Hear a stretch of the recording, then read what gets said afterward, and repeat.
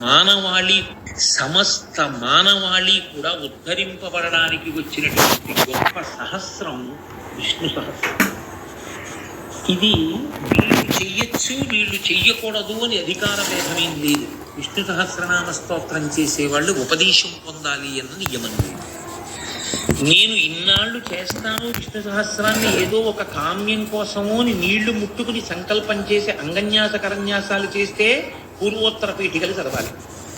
ఏదో నేను ఒక్కరోజు కూర్చుని సాయంకాలం ఖాళీగా ఉండి కాసేపు విష్ణు సహస్రం చదువుకుంటాను అని అనుకున్నాడు అనుకోండి, అప్పుడు అసలు అంగన్యాస కరన్యాసాలు కానీ పూర్వోత్తర పీఠికలు కూడా చదవాలి. నా సొంతంగా చెప్తున్నాను అనుకుంటున్నారేమో. మహానుభావులు ఆంధ్రదేశంలో విష్ణు సహస్రనామ స్తోత్రానికి అంత ప్రచారం తీసుకొచ్చిన మహాపురుషుడు పైన ఉన్నారు. మల్లాది దక్షిణామూర్తి గారిని పూర్వాశ్రమనామం ఆనంద భారతీ తీర్థ అని పేరైనది. వారెవరో కాదు, మీకందరికీ చిరపరిచితులు, ప్రాతస్మరణీయులు, మహానుభావులు, అష్టాదశ పురాణముల మీద గొప్ప అధికారము కలిగిన వ్యక్తి మాన్యశ్రీ బ్రహ్మశ్రీ మల్లాది చంద్రశేఖర శాస్త్రి గారికి పూర్వాశ్రమంలో తండ్రి గారే.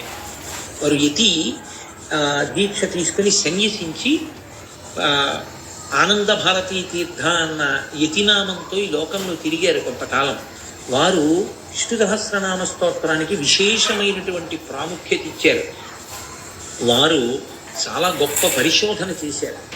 అటువంటి విష్ణు సహస్రనామ స్తోత్రాన్ని ఎప్పుడు ఎలా చెయ్యొచ్చు అన్న దాని మీద ప్రత్యేకంగా కొన్ని వ్యాసములనే వెలువరించారు. మీరు నీళ్లు ముట్టుకుని ఇన్నాళ్ళు నేను విష్ణు సహస్రం చేస్తాను, నాకేదో కోరిక తీరాలి. ఎందుకంటే మీరు ఉత్తరపీఠికలు చదువుతూ ఉంటారు, ఆరోగ్యం కావలసిన వాడికి ఆరోగ్యం, వైశ్యుడికి వ్యాపారంలో వృద్ధి, ఉద్యోగాభివృద్ధి, ఏది ఎవరు కోరుకుంటే వాళ్ళకి అది లభిస్తుంది అని. దాన్ని మీరు కామ్యము కొరకు వాడుకోవాలి అంటే నీళ్లు ముట్టుకుని సంకల్పం చేస్తే అంగన్యాస కరన్యాసం చేసి పూర్వోత్తర పీఠికలతో చదవాలి.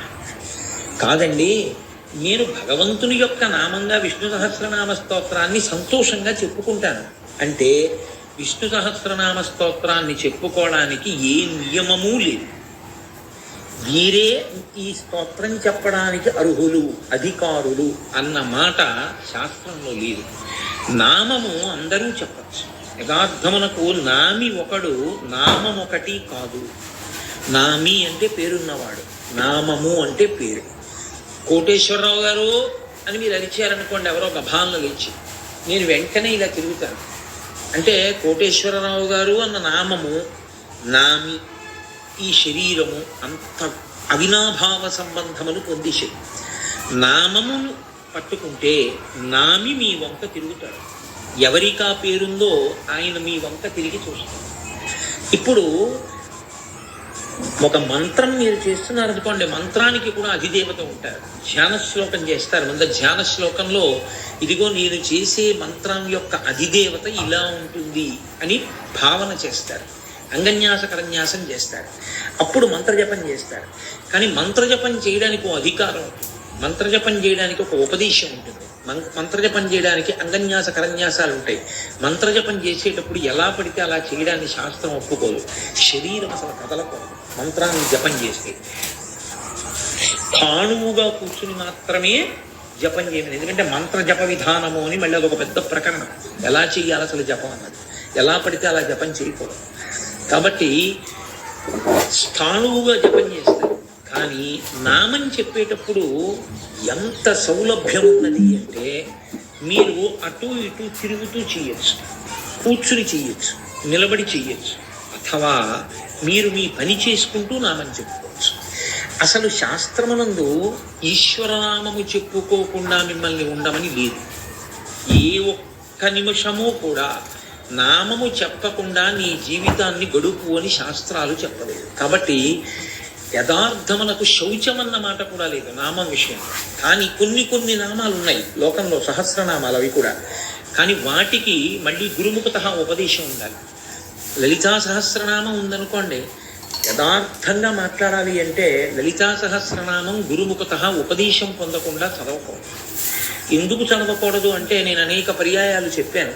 అయ్యప్ప స్వామి దేవస్థానం కాకినాడలో నేను దాని గురించి మాట్లాడేటప్పుడు చెప్పాను, లలితా సహస్రాన్ని ఎక్కడ ఆపాలో అక్కడ ఆపకపోతే అనుష్ఠుప్ ఛందస్సు అలవాటై 16 అక్షరాల నామాన్ని చెప్పేటప్పుడు మీరు 4 అక్షరాల దగ్గర కానీ 8 అక్షరాల దగ్గర కానీ ఊపిరి తీయడం కానీ నామాన్ని విరవడం కానీ చేస్తే పూర్తి వ్యతిరేకార్థం వస్తుంది. అందులో చెప్పినది ఒక అర్థమైతే పూర్తి వ్యతిరేకమైనటువంటి అర్థం వస్తుంది. నాకు దానికి ఉదాహరణ నా నోటితో ఇంత పవిత్రమైన వేదిక మీద కూర్చుని చెప్పడం ఇష్టం లేక నేను చెప్పట్లేదు తప్ప. ఒక 16 అక్షరాల నామం అందులో ఉందనుకోండి, ఆ 16 అక్షరాల నామాన్ని మీరు మధ్యలో ఎక్కడా ఆపకుండా విరవకుండా చదవాలి. అన్నీ 16 అక్షరాల నామాలే ఉన్నాయనుకోండి, ఇబ్బంది లేదు, ఒకలా చదవడం వచ్చేస్తుంది. కానీ అలా ఉండదు. లలితా సహస్రంలో 1 అక్షరంతో నామాలు ఉంటాయి, 2 అక్షరాలతో ఉంటాయి, 3 అక్షరాలతో ఉంటాయి, 4 అక్షరాలతో ఉంటాయి, 5 అక్షరాలతో ఉంటాయి, 10తో ఉంటాయి, 11తో ఉంటాయి, 16తో ఉంటాయి. కాబట్టి మీరు ఎన్ని అక్షరాల దగ్గర నామాన్ని విరవవలసి ఉంటుంది అన్నది మీకు తెలియకుండా లోకంలో అనుష్ఠుప్ ఛందస్సు యొక్క వ్యవహారం ఎక్కువగా ఉంటుంది. ఉన్న మీదట 8 అక్షరాల దగ్గర ఆపడానికి అలవాటు పడిపోతూ ఉంటారు. లలితా సహస్రాన్ని కానీ అలా చదవడం అలవాటు చేసుకుంటే కొన్నాళ్ళు పోయిన తర్వాత అమ్మవారి ఆగ్రహానికి లోను. కారణం ఏంటంటే అదే పనిగా కూర్చొని వ్యతిరేకార్థంలో మాట్లాడితే అది స్తోత్రం చేయడం మాట దేవుడెరుగు, అమ్మవారిని నింద చేయడం కింద పెడుతుంది. కాబట్టి గురుముఖత తెలుసుకోవాలి, ఓహో ఇలా చదవాలన్నమాట లలితా సహస్రాన్ని అని జాగ్రత్తగా చదవవలసి ఉంటుంది. అంతేకాని మన ఇష్టం వచ్చినట్టు చదవడం కానీ, అసలు లలితా సహస్రం గబగబా కూడా చదవడం. జపా పుష్ప నిభాకృతి అని జపం కూడా ఎలా చేయాలో అందులోనే రహస్యంగా చెప్పేశారు. చాలా మెల్లగా చేయవలసి ఉంటుంది. అన్ని నియమాలు ఉంటాయి కొన్ని సహస్రాలకి. కాబట్టి అన్ని సహస్రనామములు తేలికగా చేసేసేవి కావు, నామములే అయినా అలా చెయ్యకూడదు. పైగా లలితా సహస్రనామ స్తోత్రం నిలబడి చదవడం నిషేధం. నిలబడి చదవవద్దు అని చెప్తారు పెద్దలు, కూర్చుని చదవండి అని చెప్తారు. కానీ విష్ణు సహస్రనామ స్తోత్రం దగ్గరికి వచ్చేటప్పటికి మాత్రం నిబంధనల కన్నా అన్నీ మినహాయింపులు.